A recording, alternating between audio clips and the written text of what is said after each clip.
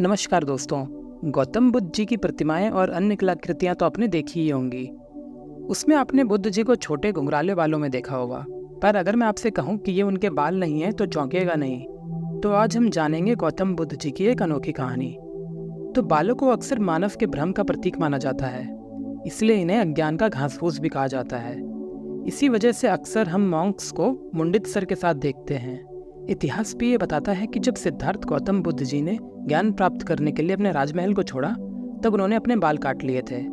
लेकिन जब हम बुद्ध जी की प्रतिमाओं या फोटोज को देखते हैं तो उसमें हमें वो छोटे घुंघराले बालों के साथ दिखाई देते हैं। उनके सर पे लगभग 108 घुंघराले छोटे बाल होते हैं। तो कहानी कुछ ऐसी है कि गौतम बुद्ध एक दिन पेड़ के नीचे बैठ के ध्यान लगा रहे थे। वो अपने ध्यान में इतने लीन हो गए कि उन्हें वक्त का पता ही नहीं चला।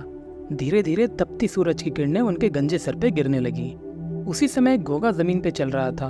घोगे ने सोचा कि इतनी गर्मी से तो गौतम जी का ध्यान भटक सकता है। तो बिना कुछ सोचे घोगा धीरे धीरे बुद्ध जी के सर पे चढ़ गया और वहां जाके बैठ गया और अपने चिपचिपे पदार्थ से उनके सर को ठंडक देने लगा। पहले घोंगे को देख के बाकी के घोंगे भी उसके पीछे पीछे बुद्ध जी के सर पे जाके बैठ गए।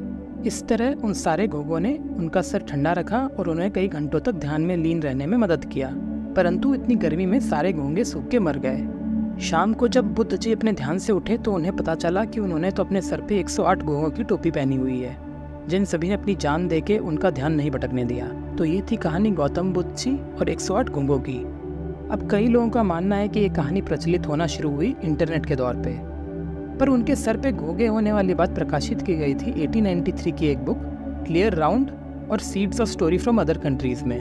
तो हम ये बात कह सकते हैं कि ये कहानी काफ़ी समय से पॉपुलर है, सिर्फ इंटरनेट के दौर से नहीं। उम्मीद करता हूँ कि आपको ये वीडियो पसंद आई होगी और ऐसी और इंटरेस्टिंग वीडियोस के लिए सब्सक्राइब करें।